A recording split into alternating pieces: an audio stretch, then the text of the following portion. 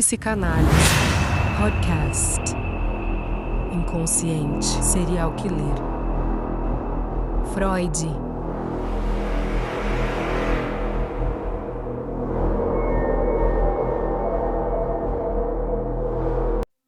A linha que separa o último suspiro do silêncio eterno é mais tênue do que imaginas. Há quem tema a escuridão. Eu prefiro analisá-la, sem pressa, sem julgamentos. Deita-te no divã da morte, eu sou a diva da morte. Olá a todos e bem-vindos ao Divã da Morte. Hoje fechamos as portas do castelo de assassinatos de Chicago. Mas não porque o nosso anfitrião quis terminar a festa. É que, como qualquer narcisista que se preze, Herman Webster Mudgett, ou H.H. Holmes para os íntimos e para a polícia, logicamente, acabou por tropeçar no próprio ego. Ups. Até agora, analisamos como Holmes usou o charme superficial e uma negação maníaca para construir o seu império de terror. Mas o que acontece quando o mestre da manipulação perde o controle da narrativa? Quer um spoiler? Ele tenta vender os direitos de autor da sua própria desgraça. Hoje, vamos falar sobre o declínio, a teia que ele teceu em torno da família Pitzel, os seus últimos desejos macabros e como ele usou os média da época como o seu palco final. Sentem-se confortavelmente, porque o diagnóstico de hoje é terminal. Em 1893, a Feira Mundial de Chicago fechou as portas. Pau! O fluxo de turistas e de vítimas fáceis acabou por secar. Holmes, que tinha mais dívidas do que propriamente escrúpulos, percebeu que o castelo já não estava a ser lucrativo como deveria ser. E o que é que faz um psicopata financeiramente pressionado? É o óbvio. Fraude de seguros. E é aqui que entra um homem que seria a sua sombra e eventualmente a sua ruína. Benjamin Pitzel. Pitzel não era propriamente um santo, mas era o tipo de cúmplice de como se gostava.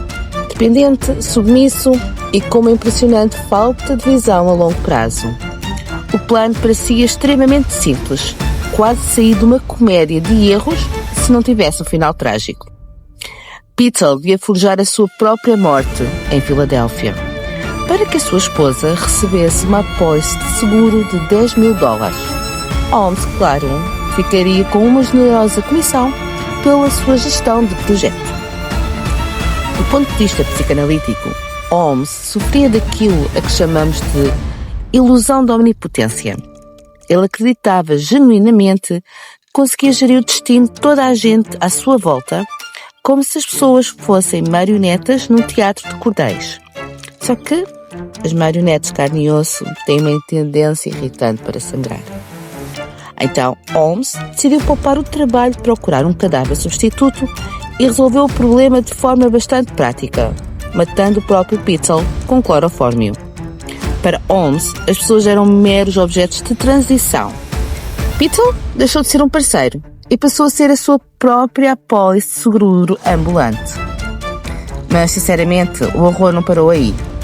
Para manter a farsa e garantir que a viúva de Pitzel não desconfiasse de nada, Holmes levou os 3 filhos de Benjamin, Alice, Nellie e Howard, numa viagem macabra de comboio pelo país e pelo Canadá. Ele dizia às crianças que iam encontrar o pai que estava escondido. Agora, imaginem a dinâmica desta viagem. Um homem com traços de perversão polimorfa, fingindo ser um tio extremoso, enquanto planeava onde enterrar os miúdos. Ele acabou por matá-los, ok? Howard, o mais novo e, atenção aos mais sensíveis, foi desmembrado e queimado num forno em Indianápolis. Porquê? Simples.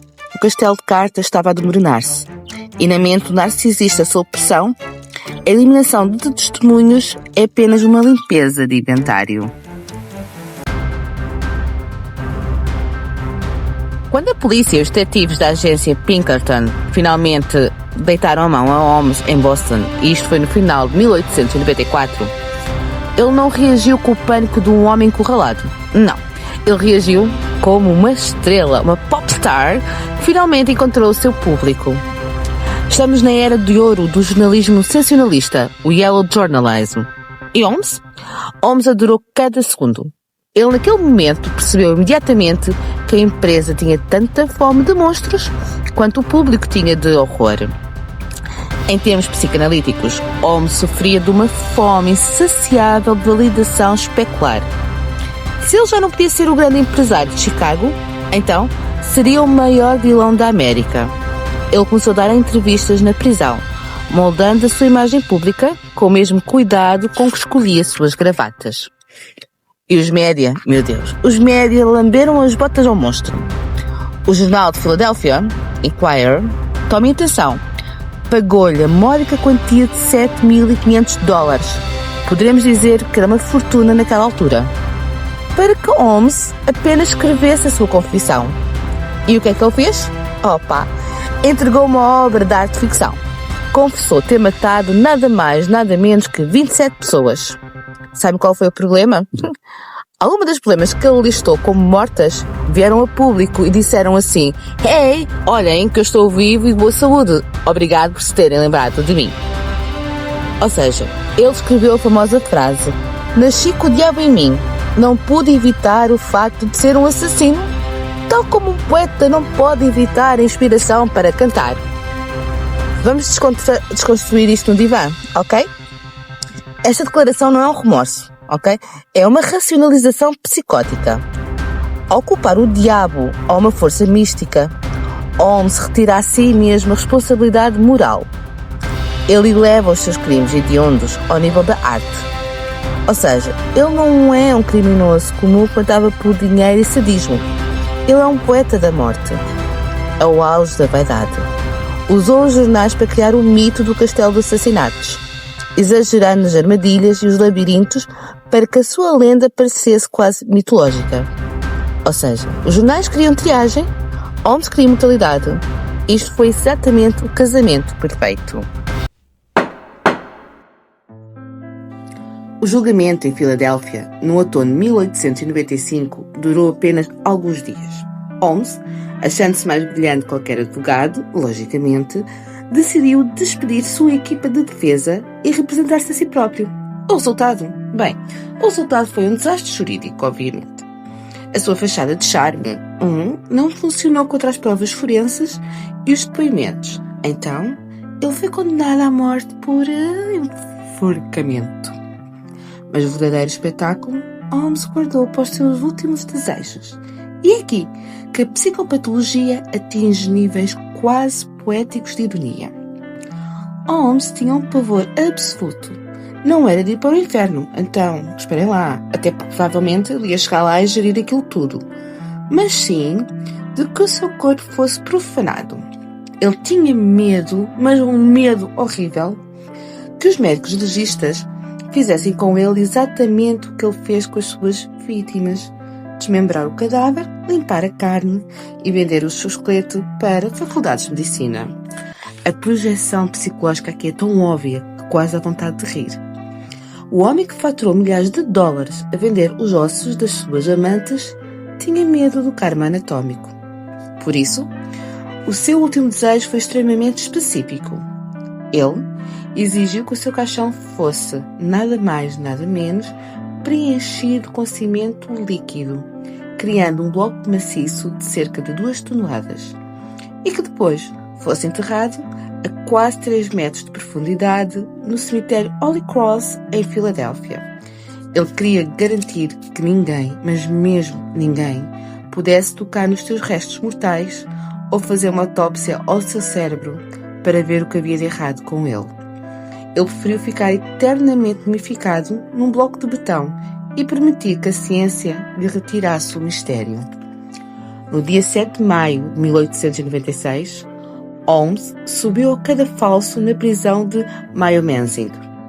Testemunhas dizem que ele estava calmo, relaxado, e até se virou para o carrasco e disse assim: "Ai, homem, sem stress, não tenhas pressa, vamos com calma." Ou seja, o homem que passou a vida a controlar o tempo e a vida dos outros, quis controlar o ritmo da sua própria execução. A corda, meu Deus, foi colocada à volta daquele pescoço. O alçapão abriu-se e, no último toque de incompetência do sistema, o pescoço de Holmes não partiu. Ele ficou ali a debater-se lentamente durante 15 minutos até o seu coração parar. Agora imaginem aquele homem ali, pendurado, com as perninhas a baterem. Não havia maneira de quebrar o pescoço. Nada mais, nada menos que assim, o homem que tanto gostava de ver o ar faltar nos pulmões das suas vítimas, nas salas de gás do castelo, teve exatamente o final em que ele próprio ficou sem ar. Ora bem, em 2017, a história teve um epílogo bizarro, ok? E estamos a falar que foi há cerca de 9 anos. Devido a rumores de que Holmes teria subornado os guardas e escapado da execução, os seus descendentes conseguiram então uma autorização para exumar o corpo. E adivinhem, o bloco de cimento funcionou na perfeição. O corpo de Holmes estava tão bem preservado que as suas roupas estavam intactas e o seu bigode icónico estava lá.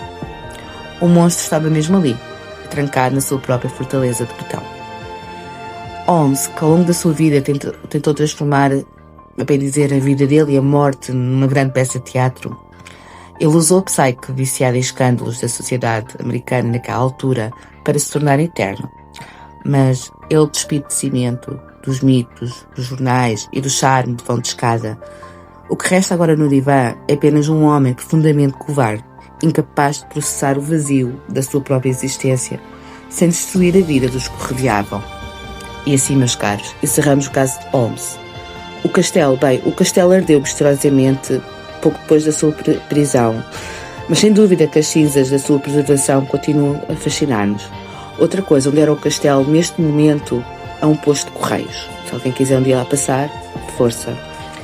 E uma sugestão, ok? Escolham muito bem os hotéis onde vão reservar os vossos quartos na próxima viagem, está bem? Não vamos aqui querer mais casos tipo Holmes. Adeus. E pronto, sobrevivemos a mais um episódio. Se chegaste até aqui e não apanhaste nenhum susto, faz o seguinte: tira um print do ecrã, partilha nos teus stories e identifica com @divandamorte no Instagram para eu saber que estiveste aí desse lado. Segue o podcast no Spotify para não perderes o próximo divã. Aproveita bem a vida e até para a próxima semana.